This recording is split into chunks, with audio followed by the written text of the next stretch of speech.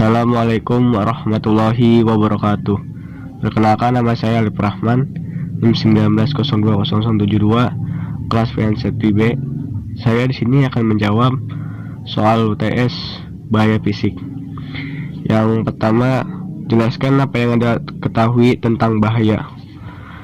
Bahaya merupakan suatu keadaan yang kemungkinan atau berpotensi terhadap terjadinya kejadian kecelakaan yang terjadi di tempat kerja, pada pekerja atau alat produksi kerja.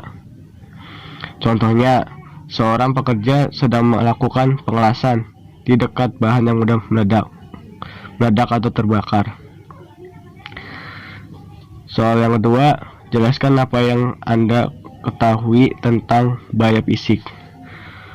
Bahaya fisik yaitu merupakan seluruh unsur, faktor, situasi, atau keadaan yang memiliki potensi untuk dapat menimbulkan kerugian yang berasal dari fisik suatu objek yang mampu memicu munculnya kecelakaan kerja atau penyakit terjadinya di tempat kerja. Contohnya, kebisingan, suara yang bersumber dari alat-alat proses produksi atau alat-alat kerja yang dapat menimbulkan gangguan pendengaran pekerja. Soal nomor 3, jelaskan apa itu identifikasi dan pengendalian bahaya. Identifikasi adalah suatu usaha untuk mengetahui, mengenal, dan memperkirakan adanya bahaya pada suatu sistem. Misalnya peralatan, tempat kerja, prosedur, dan aturan. Pengendalian bahaya yaitu melakukan kontrol yang dapat dibentuk untuk menghilangkan atau mengurangi bahaya dan menerapkan eliminasi, substitusi, pengendalian teknik, pengendalian administratif, dan alat pelindung diri atau APD di tempat kerja. Nomor 4, sebutkan dan jelaskan menurut Anda hierarki pengendalian. Hierarki pengendalian yaitu ada 5. Yang pertama, eliminasi. Eliminasi merupakan suatu usaha untuk menghilangkan sumber bahaya melalui saat desain alat atau bahan. Tujuannya untuk menghilangkan kemungkinan kesalahan manusia dalam menjalankan suatu sistem karena adanya kerugian, adanya kekurangan.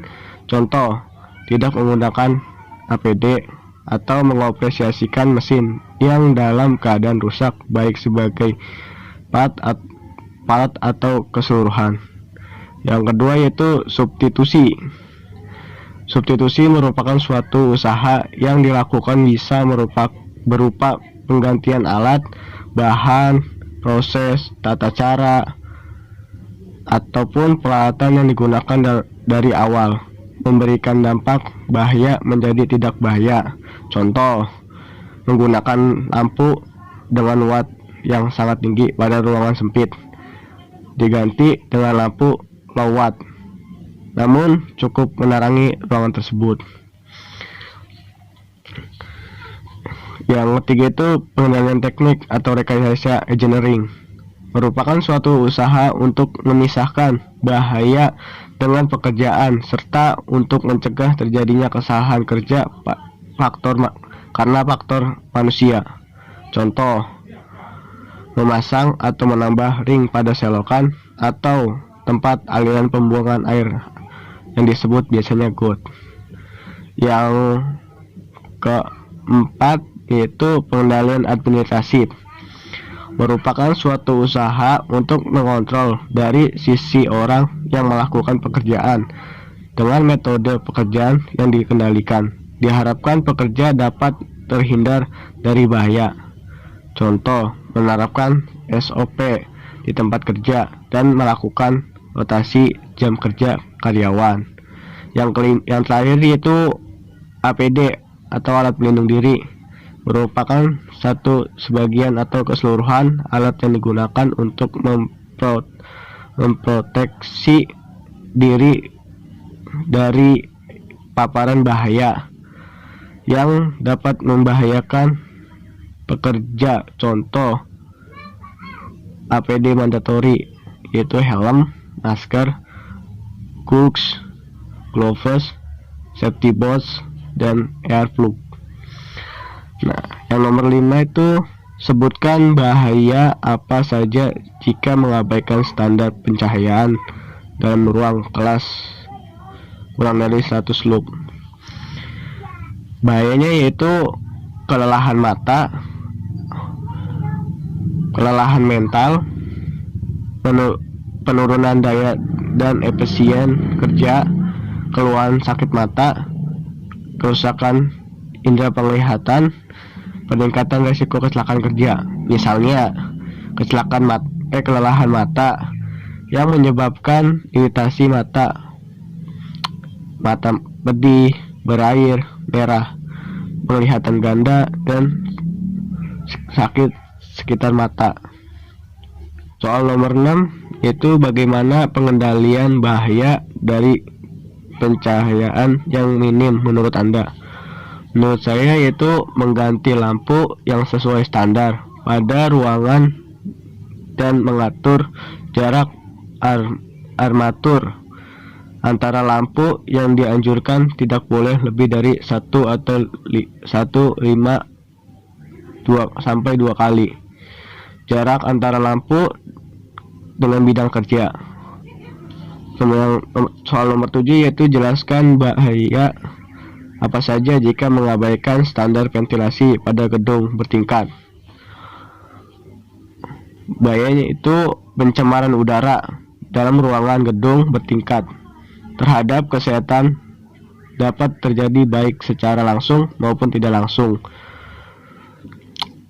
Setelah terpajan antara lain yaitu iritasi mata, iritasi hidung, dan iritasi tenggorokan, serta sakit kepala, mual, dan nyeri otot.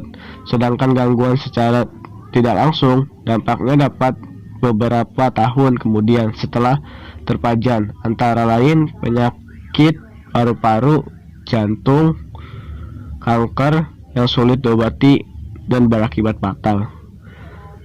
Yang soal nomor 8 yaitu jelaskan kriteria psikologi dan iklim kerja yang baik menurut Undang-Undang 3. Sesuai Permenaker nomor 5 tahun 2018 pasal 4, tujuannya adalah untuk mewujudkan lingkungan kerja yang aman, sehat, dan nyaman dalam rangka mencegah kecelakaan. Nomor 9 yaitu jelaskan penerapan hierarki pengendalian untuk bahaya tekanan udara dan suhu. Yang pertama yaitu eliminasi,